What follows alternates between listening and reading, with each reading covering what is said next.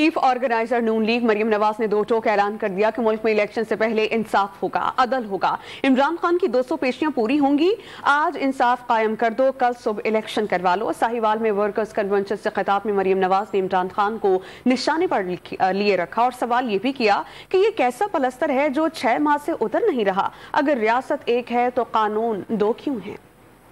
Election होगा, जरूर होगा साहिवाल वालों, इंशाल्लाह, लेकिन पहले इंसाफ होगा।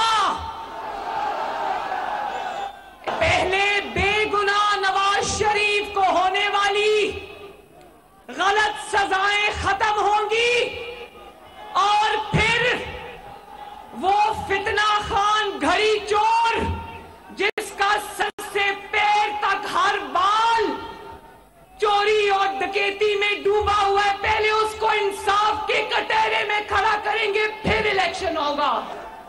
पहले इसकी भी 200 पेशियां पूरी होंगी, फिर इलेक्शन